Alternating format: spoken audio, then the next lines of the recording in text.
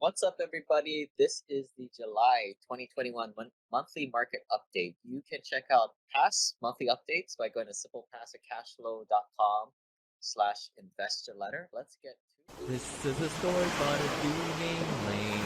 Then one day he went and tried to rent them out, and then he became one of the best domain. The freebie this month is we're giving away the remote rental eCourse Lite for anybody who goes and emails Lane at simplepassivecashflow.com with in the subject line, and we'll get you access to that. All about buy remote rentals, great for non-accredited investors and great starting education for accredited investors. If you haven't checked out our Facebook group, all the YouTube channel, and the podcast, check it out. Google my name or Simple Passive Cashflow. I'm sure you'll find it. And those you guys who are starting to jump on live, if you guys want any questions, please do so. Feel free to interrupt as I go along. And here we get going. So a few teaching points for this month. We had a past couple podcasts about Bitcoin and just crypto investing in general. And I think when you think about crypto, there's three ways of investing. The first and probably the most conservative is just the staking and just investing in something like BlockFi, where you're just getting a straight return by lending your money out or staking it on a DeFi platform, which is a little more risky too. A second way is investing in the blue chip cryptos like Ethereum or BlockFi, or not BlockFi, but Bitcoin. And then, of course, the one that I think a lot of people gets a lot of attention is the investing in altcoins, which are your asymmetric return type of deal where it's a high risk, high return type of environment. But I'm not really differentiating between any of those three particular strategies with varying risk levels. In this discussion, there was this table that came with the guest and different levels of investment based on your net worth here. I think crypto is here to stay, and I think it's going to eventually replace or become just as big as gold. Right now, it's about a tenth of the gold market. I'm in like the 1 to 5% range, one or two here in this kind of scenario choice out of my net worth. I'm not in anywhere near that at this point. I'm too busy doing real estate, but where my head's at, I'm down here, but I would be concerned if you guys were up here. A lot of people in our group were probably less than five. Some of the more crazy crypto folks are around the 10% or less range. And the debate here, right? You can also get cash flow and value add in one. You don't need to get two cats here. If you go into deals that are stabilized with value add, you can do both. But it ain't going to be turnkey rentals, and it's not going to be those burr properties that all the kids are doing, which to me is not a very good risk adjusted return because you're just investing with a bunch of lower rung contractors who at some point is going to steal your money. I implore everybody that listen to Simple Passive Cash Flow. A lot of us are more accredited investors to invest more like an accredited investor as a passive partner and start investing and start to look at your taxes. For a lot of you guys are making over several $100,000 adjusted gross income. Taxes is your big thing. If you're some guy making 40, 50, $150,000 a year or less, taxes isn't a big deal, but it really starts to come into play when you're single, making over 150,000, or married, filed jointly, making over $330,000 a year. All the big shots, they figure out how to pay less taxes legally. Here's their tax rates. Someone said in the Facebook group that poor Elon needs to get a new accountant because he's paying 3.27%. So looks like we got our first question here. Other ways you can defer capital gains from real estate besides 1031 exchanges and opportunity funds. I'm not a huge fan of either of these. Opportunity funds are this, you can Google all about it, but the thing about the opportunity fund is you're investing in crappy areas. Why the heck would you want to invest in crappy areas that the government has deemed an opportunity fund where they want to help funnel money in because the area sucks? That's just not the way I want to invest. I want to invest in good, solid, stable area where there might be a problem with the management of the property, or the management is distressed, not any particular issue with the property, and especially not an issue with the area, which is what the opportunity zone is all about. Of course, from time to time, you can find an opportunity zone with a Starbucks in it that's an outlier of the map, but Not a big fan of those. And then 1031 exchanges, again, I don't know why anybody really does 1031 exchanges. 1031 exchanges, you got this timeline, you got to have 45 days to identify all your properties. If you're buying like lukewarm, crappy deals, then yeah, you can go into whatever you want. But if not, you're a distressed buyer. And when we're selling our apartments, we love when we have a 1031 buyer because we know that they're distressed and they're typically unsophisticated. Most 1031 exchange people just have a lot of money and they don't really understand how taxes work. How do you defer capital gains, or how I do it? I go into a lot of syndication deals that do cost segregations. Not all of them will do it, but if you go into dozen of them like how I do, you're going to pick up these, you're going to pick up several $100,000 of passive activity losses, and you're going to be able to hold them, and they're going to be suspended passive losses until you use them to offset ordinary income. I probably should stop and say that I'm not a CPA, blah, blah, blah, blah, blah. But look, I don't pay too much taxes. You can go to simplepassivecashflow.com/tax, and I put up my tax returns there, and you can check out how much taxes I've been paying these last several years. And in 2019, I drove up my adjusted gross income down to 25 grand. And part of that is by driving creating more passive income instead of ordinary income, so I can use my passive losses to offset that. If you have, the hard part is transitioning from the traditional way of investing, not only 401ks, mutual funds, but traditional way of real estate investing, and into the more passive tax advantage way that we like to teach our folks. And so the transition is the hard part, and that's really where the family office of HANA Mastermind comes into play. That's where we source the best practices to do this. But in a nutshell, what you're trying to do is you're trying to build up enough passive activity losses so when you do sell your property, and you can offset that, pull down your suspended passive losses and offset those gains right in that one transaction. Case in point, I did this back in 2017 when I sold off, I believe, 7 of my rentals, and I had a $200,000 capital gain there, which would have sucked, right? That's a capital gain. And also had to pay back the depreciation capture on that because I had owned those properties for several years, depreciating the properties over that time. But I had been going into syndication deals prior, and I had built up several $100,000 of passive activity losses, which I used to offset it one for one. So if you look at, again, go back to that website, simplepassivecashflow.com/tax. You can actually see where there's a little emoji that says thumbs down to 1031 exchanges, exactly because of this, being able to use passive activity losses in this fashion. And the reason I don't like 1031 exchanges, you're a distressed seller. Everybody knows you're a sucker because you're doing one of these things, and you're going to get abused. And a lot of times you're going to be abused on the buying end when you're exchanging the property. Everybody knows you need to buy. If not, you're going to pay the government boatload of taxes. So you're usually going to pay 10% over market price. If you don't think you are, you're probably the son that isn't aware of this. And then sophisticated investors, they don't want to put all their eggs in one basket. And this is what's very typical when you see these people running around with large capital gains, $100,000 to a couple $1,000,000 of capital gain. Likely they have a huge chunk of their net worth. I'm a big advocate that you don't want to have any more than 5 or 10% of your net worth in any one deal, because things happen, and it's good to be diversified. Another, you want to spread your eggs all around and not be too leveraged thing right there. Thanks, Bruce. So I think they can close out that 1031 exchange thing. Not a huge fan of it at all. Why do I like real estate? If you caught the news recently, the Chinese banned Bitcoin mining.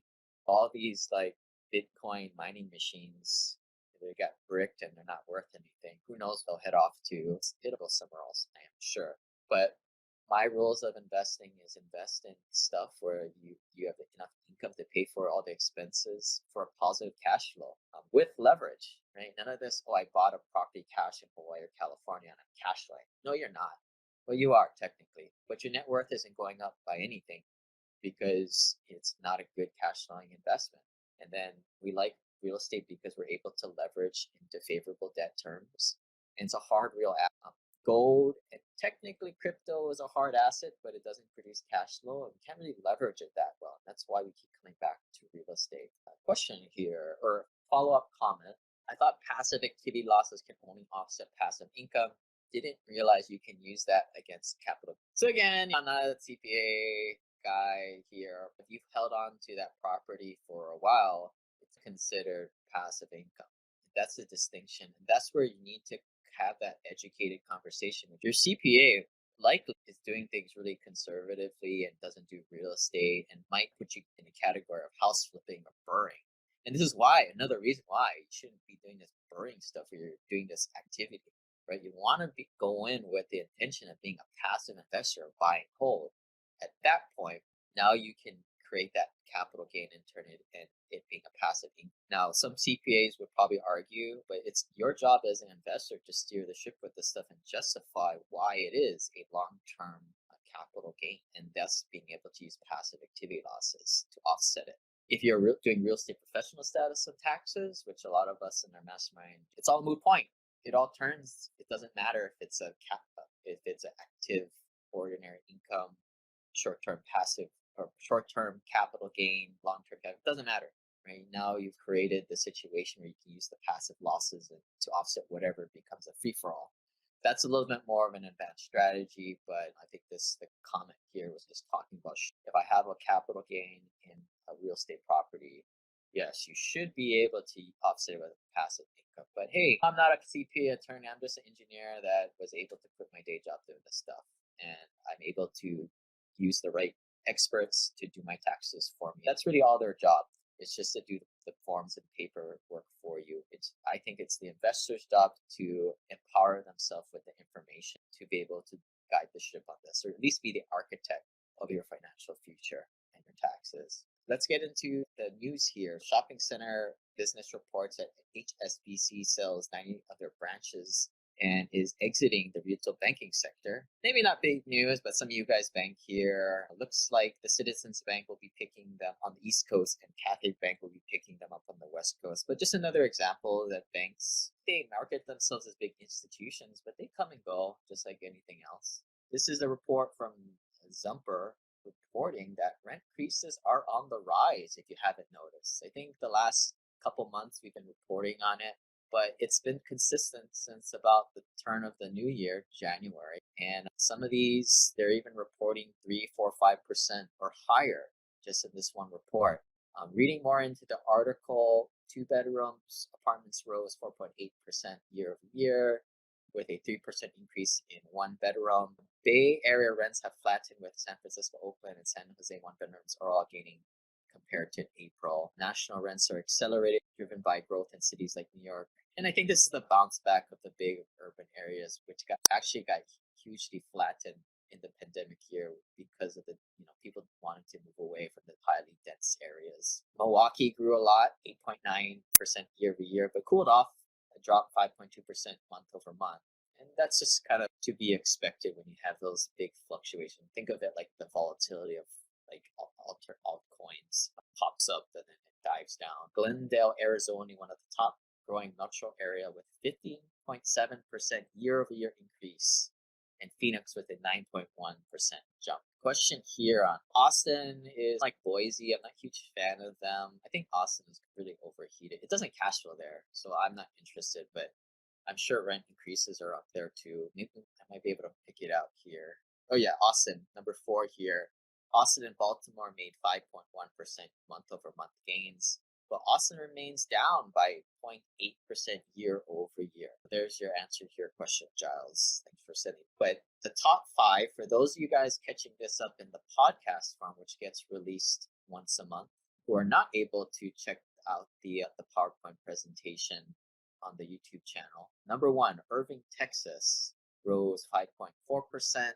And like many DFW suburbs, it's up year over year as well as 9.3%. San Francisco, Madison, Wisconsin both rose 5.3% in June, but are year over year trending in different directions. Des Moines, Iowa, and Reno, Nevada rose by 5.2% in June, making the second month in a row Des Moines has finished in the top 10. I'm actually trying to sell one of my properties in Des Moines, Iowa, and the price that we're getting is a lot higher than what we had for offers 2 or 3 months ago. Everybody knows that right now. It's no secret that things are definitely turning around. Plano, Texas, Detroit, Michigan, and Chandler, Arizona rose by 5% in June, with Chandler being a whopping 18.4% year over year.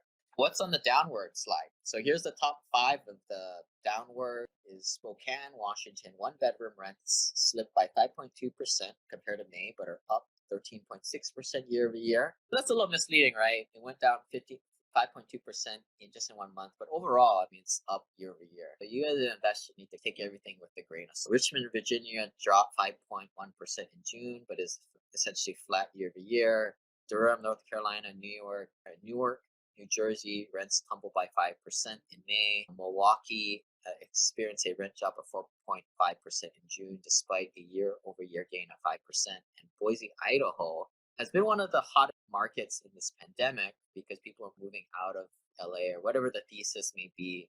It doesn't really matter. It's just Boise's on fire, but rents fell 3.9% in June. And that's just, I think, just if it went up a whole boatload, that it has to resettle and settle out. But I think one thing I caution everybody with Boise, it's just very small market. It's a small tertiary. A little impact there will make the numbers jump quite a bit. I'm not quite sold on the market. It doesn't cash flow too, so I'm not too interested in Boise. Leaders for annual rent growth include Riverside, San Bernardino, Phoenix, Sacramento, and Las Vegas. This from the same metric, but a different news source, Real Page. But we're going to go through some of these top rent increases charts, and you're going to see the same leaders. Some of the ways they measure data is a little bit different. So everything, just take everything relative to ranking. But the top ones are Riverside, San Bernardino, 13.5%, Phoenix, Arizona, 11.4%, Sacramento, 10.4%, Las Vegas, 10.3%, Tampa, Memphis, Atlanta, Jacksonville, Greensboro, Salt Lake City round out the top 10. Same data or same metric here, top rent increases for May 2021. This coming from Realtor.com.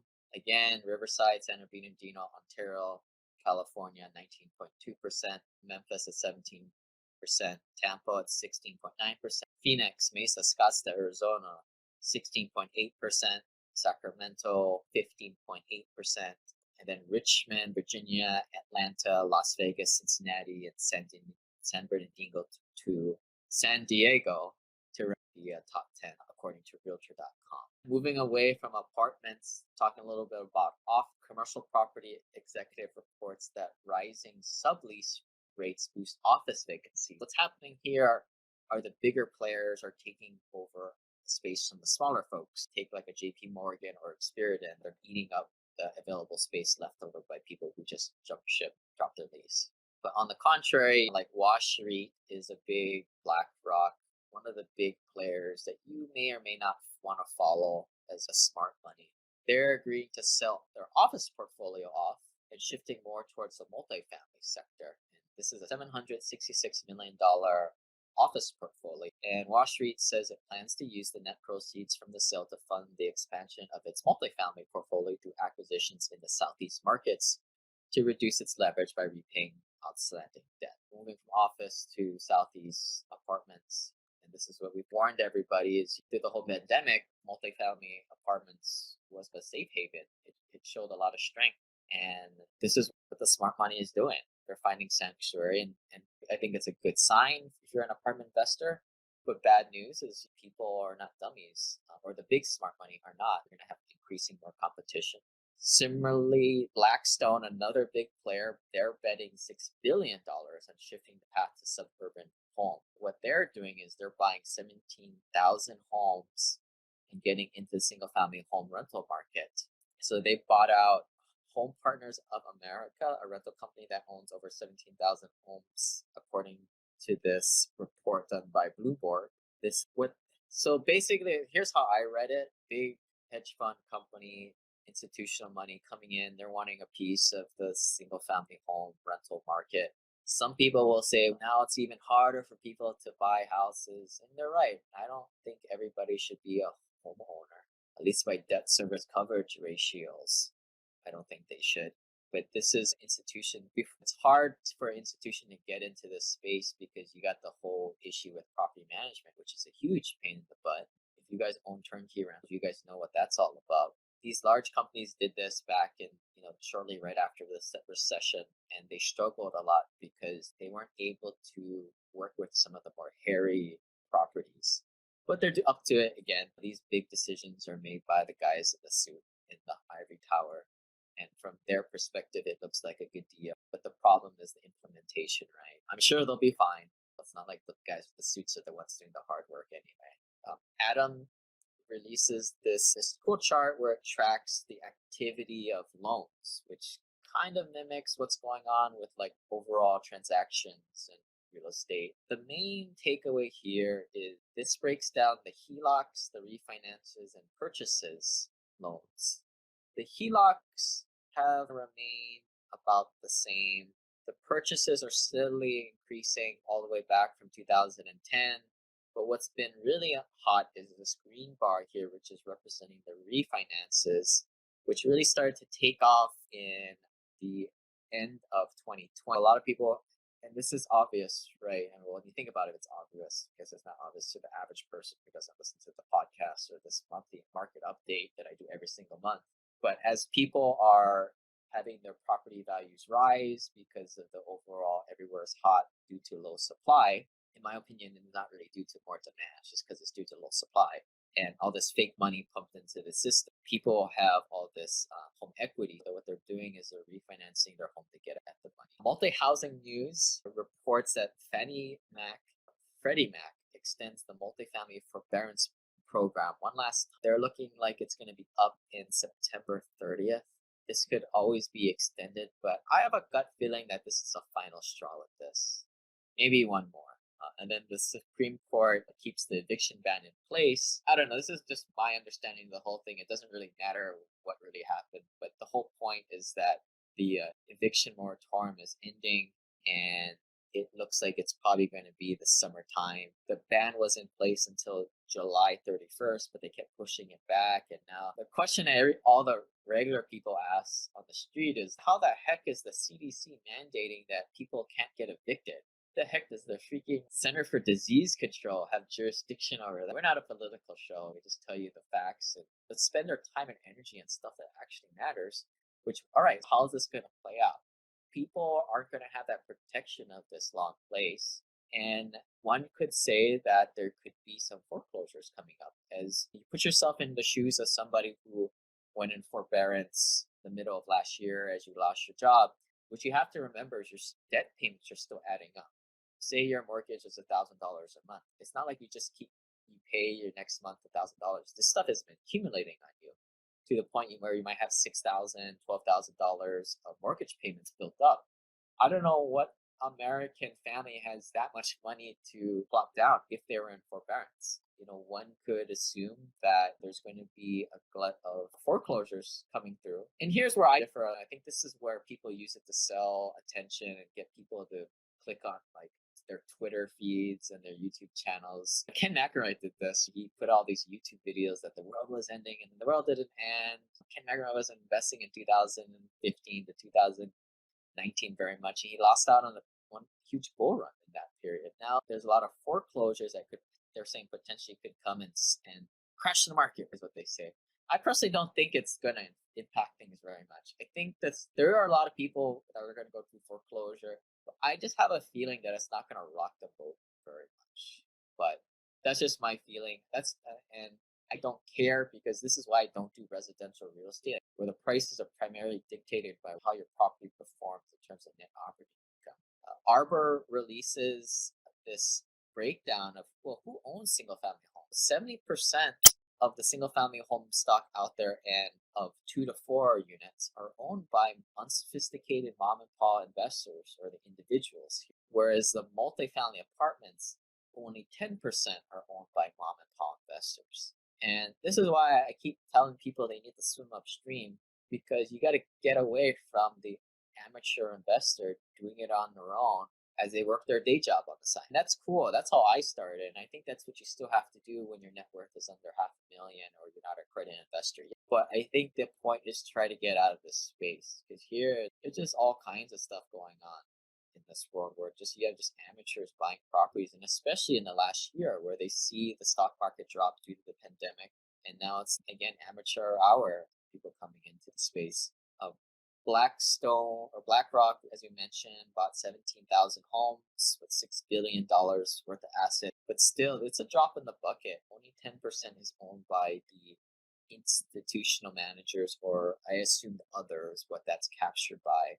Whereas the institutional managers still own 10%, but LPs, LLCs, or I would call these more sophisticated operators and syndications are this lighter green, where I would call that 60% of that multifamily apartment is owned in that structure, where again, only 10% is owned by your amateur hour mom and pop investor. High end homes sales outperform.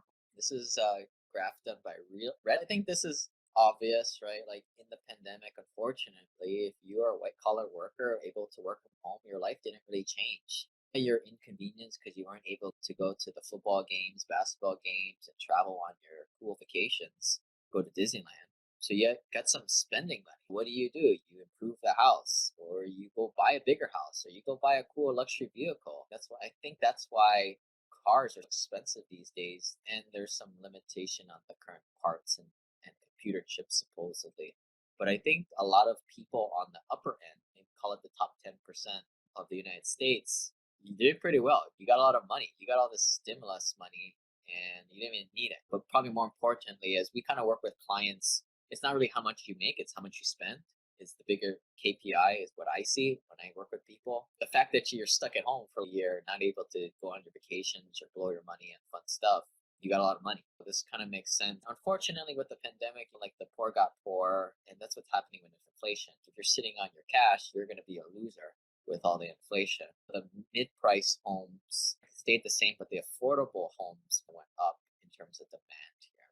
A little sad. And then overall, this is just a show of days on market, which is an indicator of demand. I'll be very frank with everybody. When your friend tells you that they're buying a home in this market, and it's a freaking seller's market, guys. Days on market was less than 60 days back in 2013, and now it's down to 26 days on high-end properties and 20 days on more affordable housing. It's a seller's market in any sense of the word. If your friend is buying a house to live in now, an angel loses their wings, and Lane cries to sleep after another person falls victim to the narrative of buy a house so you can make the lenders and real estate agents rich out there. And you tie up your cash flow so you cannot invest it, and you'll be a victim to working forever. Hope you can sense the sarcasm here. But if you want to turn the tide, join our family office, Ohana Mastermind, where you get to meet up with other accredited investors. It says 45 people. We got about 30, 75 people in there now. We do bi-weekly Zoom conference calls. It is a geek squad of financial fanatics in this group, where we work through learning syndication deals, what to look for, who to stay away from. It's a closed private. We work through the tax, legal, but I think the most important thing are the soft topics that we go over as a group as you start to build relationships with other pure passive accredited investors. That wraps up the monthly report. I'm going to be going into what I've been up to personally. And if you guys have any live questions, you guys want to type it into the chat, we'll try and answer at the end there. But something I've been up to the last few weeks, I've been a new father, and there she is.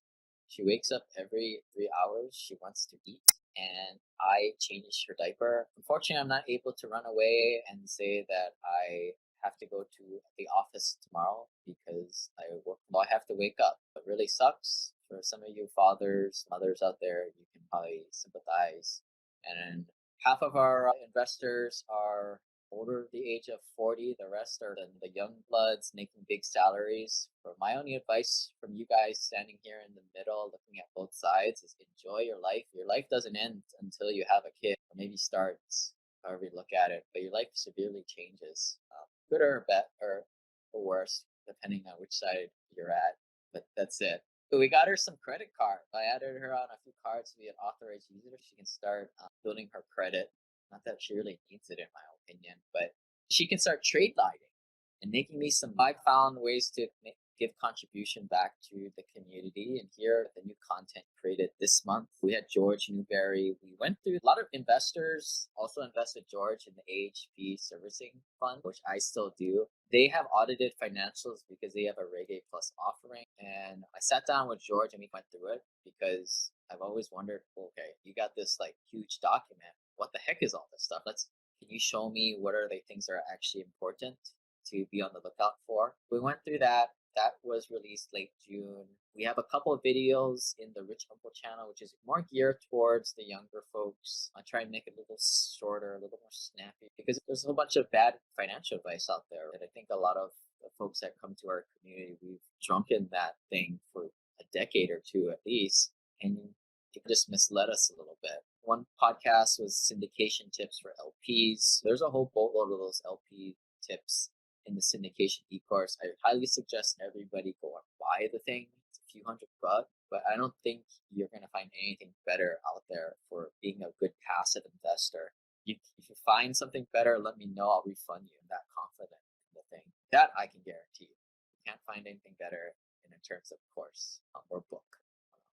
We had the cryptocurrency issues, and then I did this big video. I was looking for like timeshares because I was like, I have a daughter and she'll probably like Disney. I started to do the wormhole thing. I stayed up really late one night and I started to look at like how these timeshares work. And my conclusion is don't buy a timeshare. If you really want to, you can buy it aftermarket off some sucker who paid full price.